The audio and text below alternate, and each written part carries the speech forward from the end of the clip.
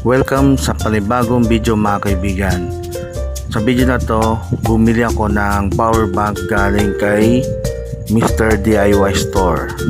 Yan. Ang pangalan ng product na to ay JetJet Power Bank 10,000 milliamperes. So, as you can see mga kaibigan is sa box pa lang ang ganda na textures and kompleto siya sa detalye, no? Sinasabi niya kung ano yung specs ng power bank at mapapansin natin yan dito sa likod. May iba-ibang lengguwahe pa yan mga kaibigan, ano? Astig.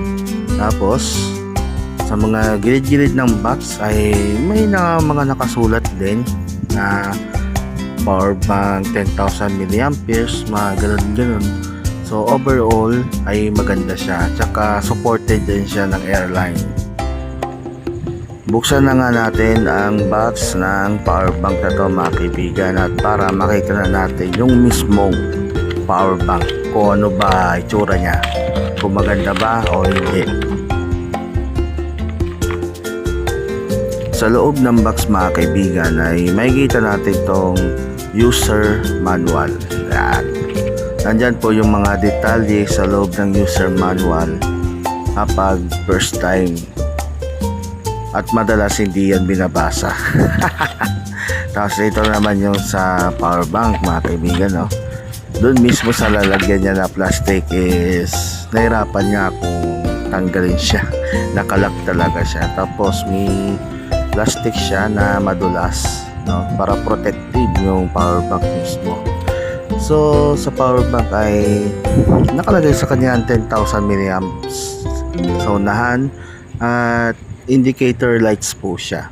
At sa likod makikita natin yung specs niya. Nandyan po lahat ng detalye na kailangan nating malaman, at supported din siya ng airlines. Yung airplane logo na yun, ewan ko kung anong tawag doon eh. So nandyan yung USB type A, nandyan yung micro USB, tsaka type C mga kaibigan, ano. Ang sabi dito is yung type C niya in and out daw. So malalaman natin yan mamaya.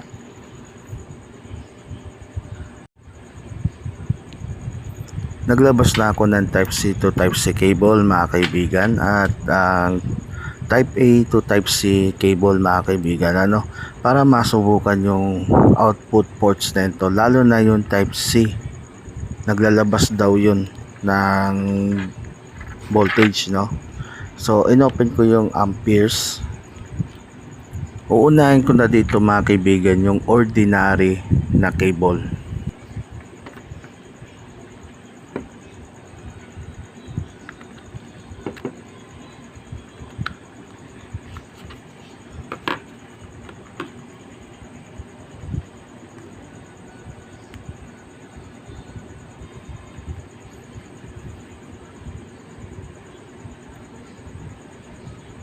Sa pagsaksak ko ng type C dun sa cellphone is 400 milliamps lang yung pinapakita niya hanggang 600, ano.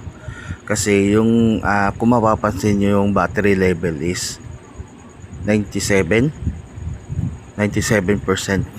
kasi puno siya mga kaibigan. Pero okay na yan. Yan, gusto ko lang ipakita na gumagana siya mga kaibigan, ano? At least gumagana yung USB-A. Next naman natin yung type C to type C. Yan. Sabi kasi dun sa manual mga kaibigan is naglalabas daw to, itong type C na to.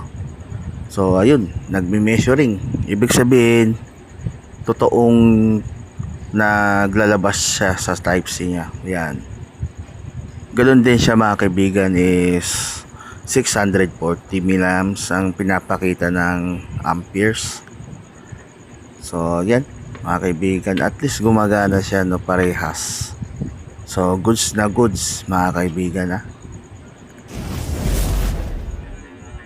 At dyan na nga nagtatapos ang ating unboxing kay JetJet Power Bank.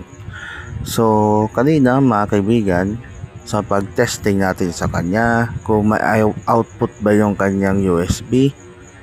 Type-C ay meron naman. So very good yung power bank na naglalabas sa Type-C niya.